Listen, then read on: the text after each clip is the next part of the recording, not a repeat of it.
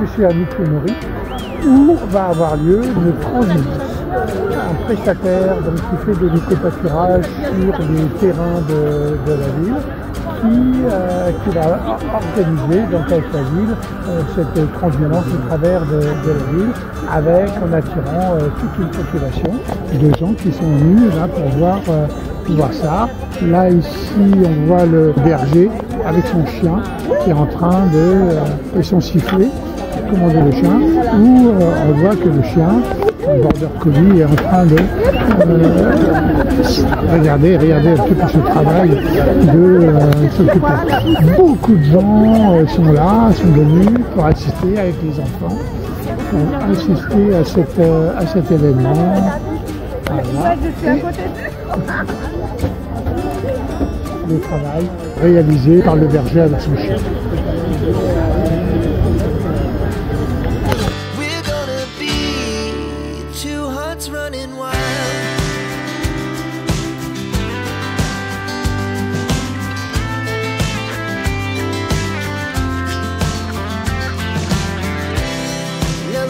Je suis avec Charlotte Blandiot-Farid, qui est la maire de Mitry-Mory, et avec Farid Jabali, qui est l'adjoint en charge de la nature en ville. Voilà. Alors, en plein cœur du sujet. En plein cœur du sujet. Et là, vous avez organisé une manifestation, la fête du printemps. Et la fête du printemps avec de l'éco-pâturage auquel vous avez recours depuis plusieurs années déjà. Alors comment ça se passe? Ça se passe bien avec votre berger et l'éco-pâturage?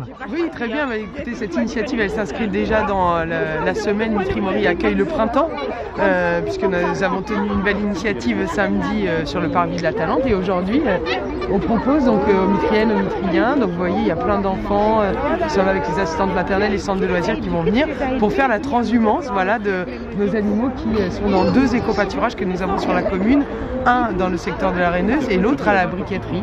Et donc voilà, c'est un moment de partager aussi avec les bergers leur travail, puisqu'il y a des bergers qui surveillent ces animaux, et puis voilà, c'est quand même assez atypique dans une ville, hein, dans le plein cœur de l'Île-de-France, de faire la transhumance. C'est un moment de partage sympathique. On me demandait pourquoi la transhumance, alors qu'on n'est pas dans une région où la transhumance est exercée régulièrement entre l'été et l'hiver, en montagne surtout, puisqu'il y a une transhumance d'hiver et une transhumance d'été.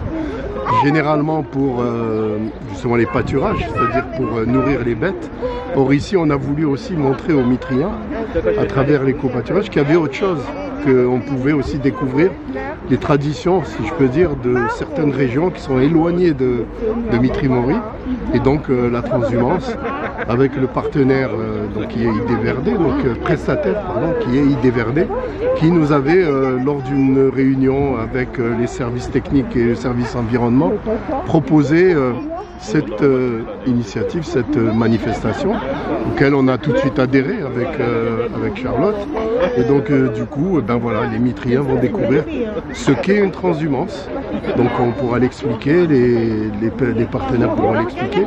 La transhumance, quelque part on la pratique à Mitry-Mory, mais sous une autre forme, avec les abeilles. Parce que les amies des butineuses, actuellement, puisqu'il va y avoir des travaux qui vont débuter bientôt pour justement la future maison de la biodiversité, les ruches ont dû être déplacées vers un autre lieu. C'est une forme de transhumance aussi, justement pour leur permettre de se nourrir et justement de vivre tranquille pendant justement tous ces travaux. Donc voilà, c'est une forme de transhumance pour les abeilles aussi. Alors vous voulez nous parler un peu plus peut-être de cette future maison de la biodiversité? C'est un projet, comment dire, structurant de la ville. C'est aussi un projet dans nos engagements municipaux qui ont été voilà, mis sur la table il y a maintenant 5 ans. Et donc du coup, c'est un respect de nos engagements à travers cette future maison de la biodiversité qui accueillera jeunes et moins jeunes, mais à travers toute l'agglo. C'est-à-dire qu'on a voulu que ça soit aussi un bâtiment qui puisse avoir un rayonnement intercommunal. Donc on ne s'est pas recentré uniquement sur Mitry, on essaye de s'ouvrir aussi aux voisins. Donc ils viendront avec plaisir, voilà, avec plein d'animations. On a commencé à travailler d'ailleurs avec le service environnement et les services techniques, mais aussi la communication et la culture, à travailler sur des animations qui pourront s'intégrer dans cette maison, qui sera une maison destinée à question environnementale, dans le sens large. Parce que vraiment ce mandat, c'est celui de la prise de conscience qu'il faut travailler sur les questions climatiques, écologiques et autres. Et comme dans tout domaine qu'on veut travailler, la question de développer un service public, elle est essentielle. On se l'est posé il y a plusieurs années sur le droit des femmes et l'égalité, donc on a ouvert la maison des droits des femmes et de l'égalité. Quand on s'est posé des questions éducatives, on a ouvert des centres de loisirs dans lesquels on travaille des projets pédagogiques. Et alors, sur la démocratie participative, on a ouvert des maisons de quartier, on y tient des conseillers de quartier. Donc sur ces questions d'écologie, de rénovation thermique, de préservation de la biodiversité, et bien, du coup on se dit qu'il nous faut un outil au service des habitants et surtout des plus jeunes pour promouvoir ce qui existe aujourd'hui et le faire connaître, mais aussi développer des pratiques respectueuses d'un environnement qu'on veut serein pour les années et les décennies à venir. Et le public répond présent. Hein. Voyez-vous même. Malgré le froid et le temps, on va dire... Incertain.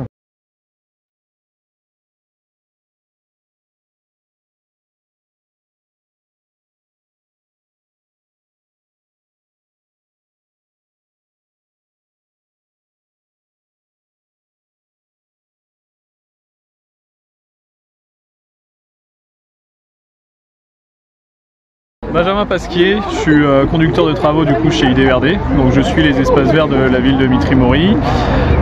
Donc aujourd'hui on met en place une transhumance afin de sensibiliser le public justement à cette nouvelle gestion des espaces verts. L'idée c'est vraiment de bien expliquer aux gens que il faut pas nourrir les animaux, il faut pas acheter des déchets dans les enclos et surtout pas s'y introduire parce qu'on a ce problème là sur Mitry-Mory. Et puis voilà, l'idée c'est que là cette fois-ci on va se balader avec l'ensemble des centres aérés de la ville pour justement sensibiliser les plus jeunes à l'éco-pâturage sur la ville de Mitry-Mory. Je suis Russo David, je suis responsable des espaces publics extérieurs sûreté de la ville de Mitry-Mory. Donc du coup je m'occupe de tout ce qui est espace vert, voirie, propreté. Et du coup on a initié avec notre prestataire IDEVRD cette transhumance à destination de la population.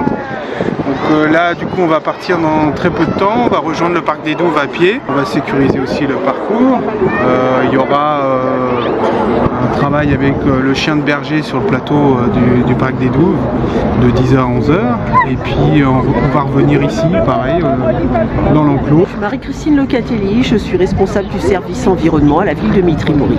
Et dans le cadre de notre animation Mitry-Mory accueille le printemps, on a souhaité effectivement faire une transhumance avec le travail de chien de berger pour montrer l'intérêt de l'éco-pâturage sur la commune de Mitry-Mory. Le lieu d'éco-pâturage c'est à l'Aréneuse et à la briqueterie. Donc là les moutons ne seront pas au même endroit qu'ils sont habituellement, ils y seront à partir du mois d'avril.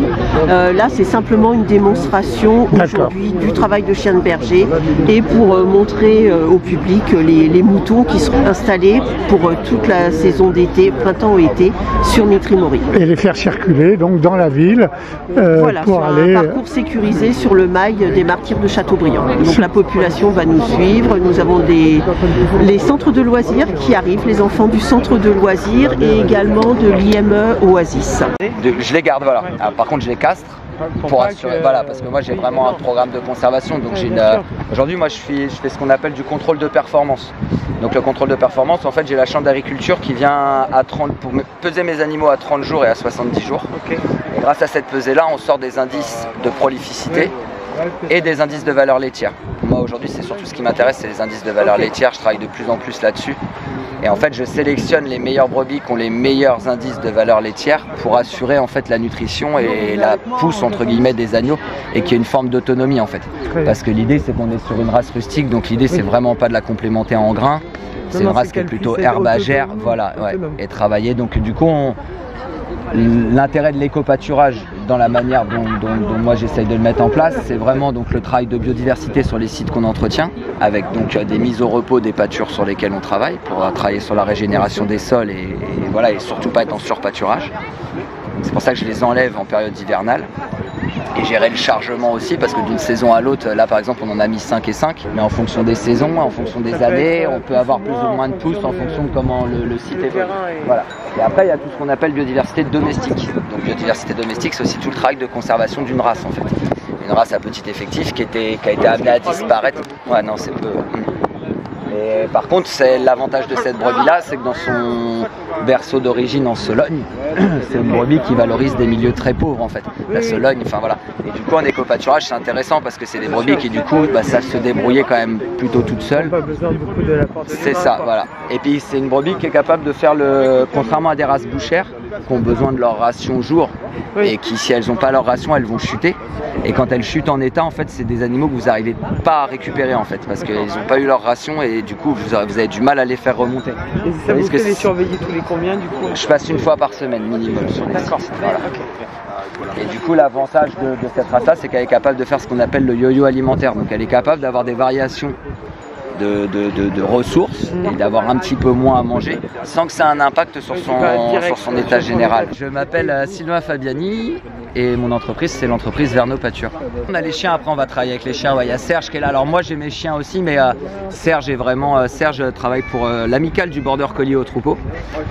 J'ai pour coutume de dire, eux ont des chiens, ont des moutons parce qu'ils ont des chiens. Moi j'ai des chiens plutôt parce que j'ai des moutons. D'accord. Et voilà, non, eux ils travaillent vraiment sur la conduite de troupeau, ils font du concours en border, en spé border, et voilà, ils sont beaucoup plus. Alors moi mes chiens bien sûr me sont très utiles et je les utilise au quotidien sur mon élevage, mais eux sont beaucoup plus fins que moi dans la conduite de troupeau. Ouais. Alors vous faites de l'éco-pâturage, ouais. Donc là aujourd'hui on est à Mitry-Mory. Oui. Mais vous faites de l'éco-pâturage pour un certain nombre de municipalités, ouais, je crois. Sur plusieurs municipalités, principalement sur l'île, enfin en tout cas sur l'île de France, on reste sur l'île de France. Et alors ça donne un cheptel de combien de brebis? Moins de 350. La deuxième année que je travaille pour en éco-pâturage. Et moi, ça fait plus d'une dizaine d'années maintenant que je fais de l'éco-pâturage. Et là, j'attaque la 5e année avec ma propre entreprise.